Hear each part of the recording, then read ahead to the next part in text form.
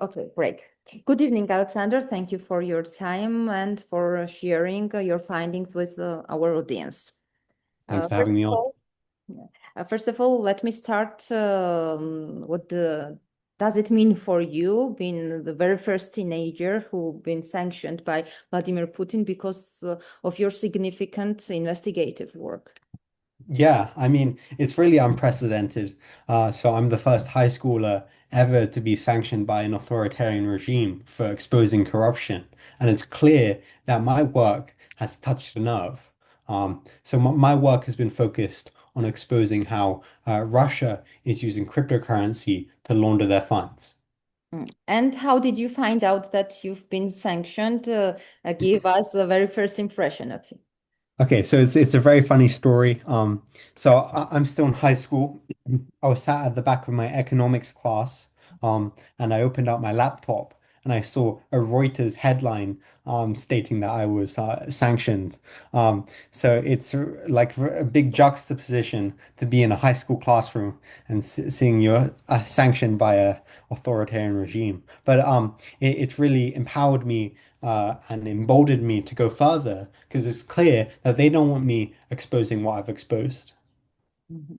And I guess you know that your name is very popular in Georgia because your father, Bill Browder, is well known to the Georgian public. In Georgia, many people are expecting that some more officials linked to the Russian regime could be added to the Magnitsky sanctions list. Those one who Mm. are helping Russian regime against in favor to avoid some sanctions or some other activities. Mm. How did Mr. Browder react on your investigation and to the sanctions imposed on you? Yeah.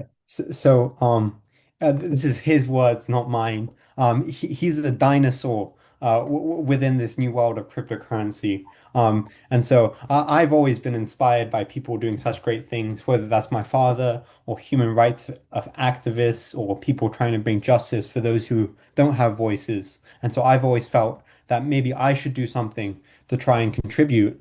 This cryptocurrency requires a young person to understand. Because what I've discovered within my research is that not many people know how cryptocurrency works and how cryptocurrency laundering works. And even more seriously, not many senior politicians who are in control of major Western countries have any idea of how to stop it.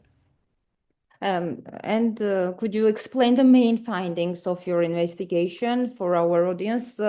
Yeah. How is Russia using cryptocurrency to launder money and evade international sanctions? And how does this system help finance Russia's war machine?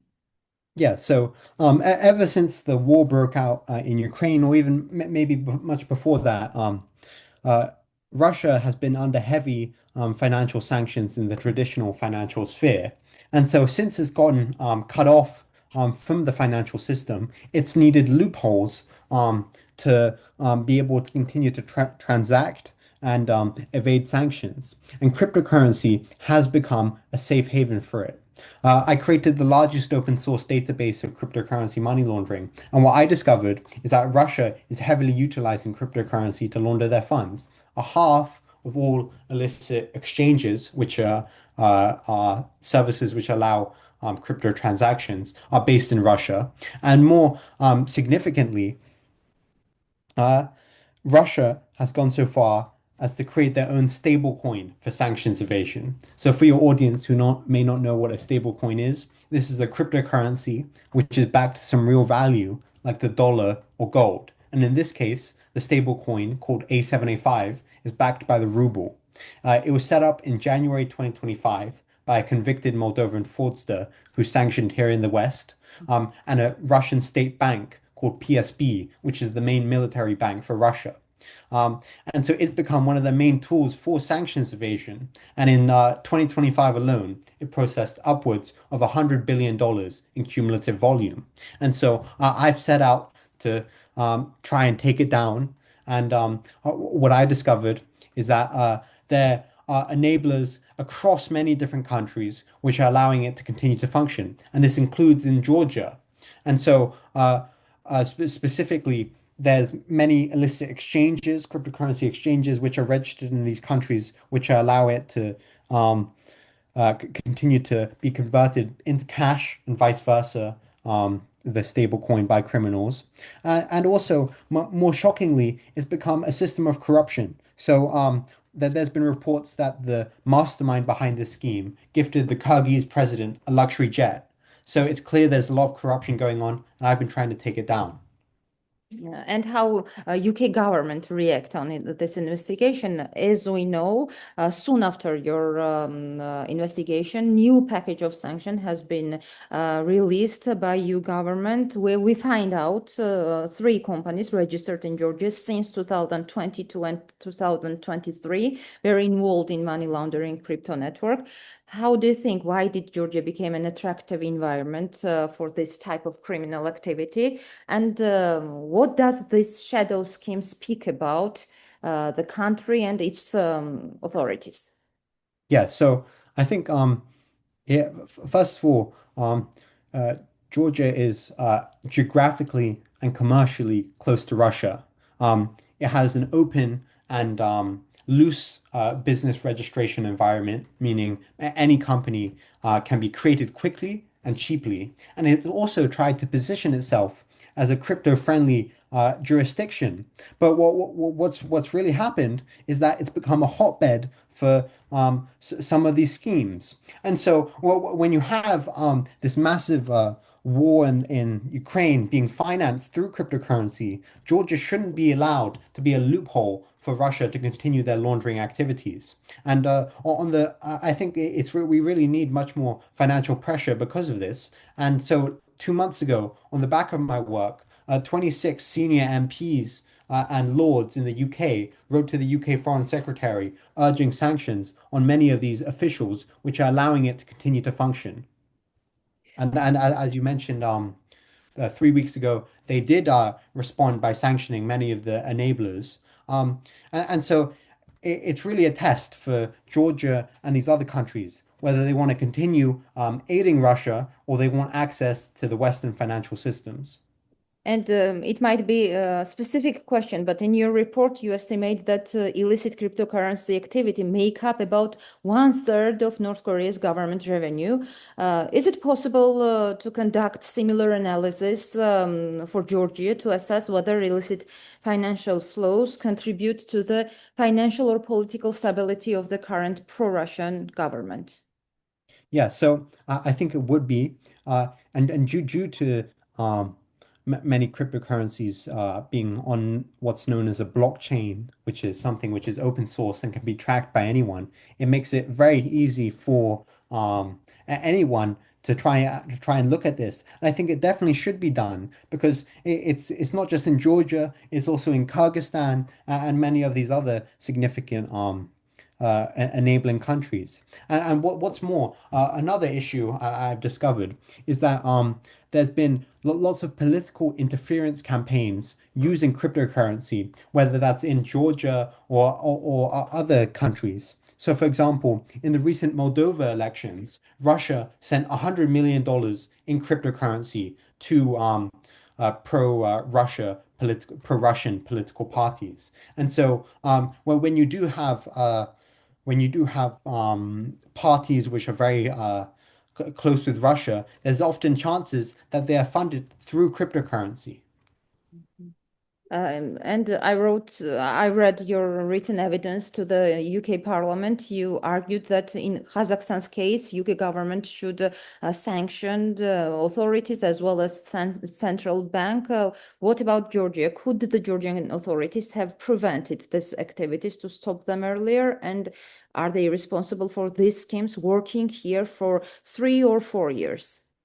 So I think so. So under Georgian law, all individuals and companies which operate crypto businesses must register as something what's called a asset service provider with the National Bank of Georgia. And so if it's under if all these cryptocurrency companies are under the oversight of the National Bank of Georgia, how come they weren't taken down sooner? So the National Bank of Georgia, in response to these three crypto companies which were just sanctioned by the UK, they said they want under their regulatory supervision. So this is a mismatch. And so that it could be possible that there's more companies like this in Georgia who are still operating just in the shadows. And what I presented to the UK Parliament in Kyrgyzstan's case is also similar to Georgia's case. If the financial regulators within these countries are not willing and are not able to take down these cryptocurrency schemes, then we must step in and try and force them to do so. And let me share my impression. I find it very interesting the part in your report where you are saying that you are compare crypto crime to the Hydra from Greek mythology. It's hard to defeat because it's resilience.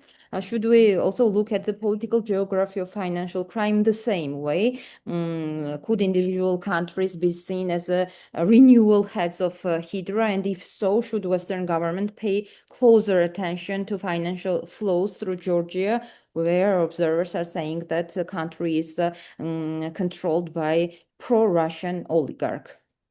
Yeah, so I think it's definitely like a hydra. I don't know that there's a Western expression. It's like a game of whack-a-mole.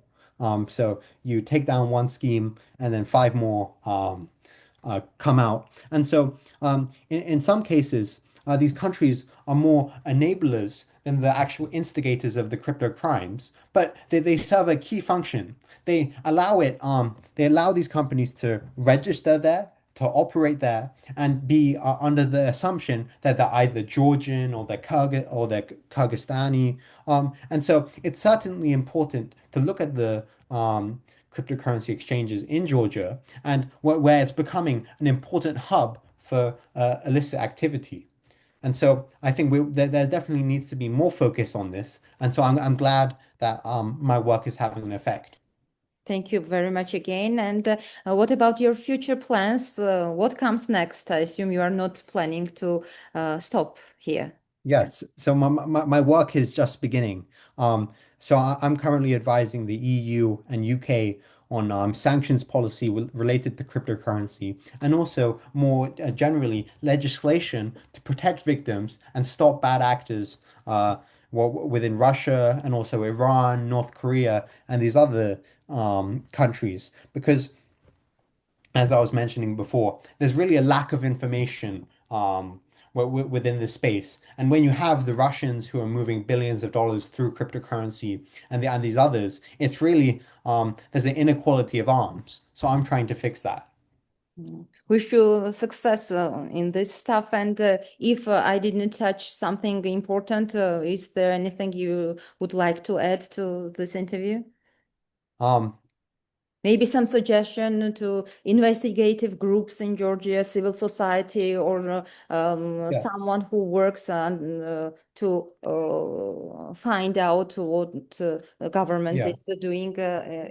So I think on the area of political interference, this is something Russia is heavily taking up and is heavily utilizing cryptocurrency for.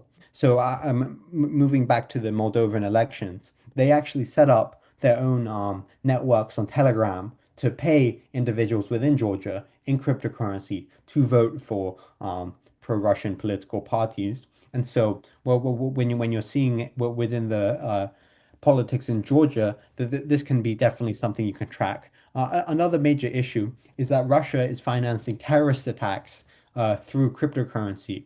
So in the UK, at least, there was a big headline before that the Russians paid people to set fire to Keir Starmer's house. Which is the UK or the UK Prime Minister. And what people don't talk about is that the way that they paid them is through cryptocurrency. They're also paying people in cryptocurrency to blow up Ukrainian aid warehouses. There was one in Leighton in London where that happened, and also to deliver bombs across the West. So in Latvia, they were paying people in cryptocurrency to place bombs on DHL packages, which were bound for different Western countries. And so th this is another area of focus. Mhm. Thank you so much. Thank you for your time, for sharing your insight.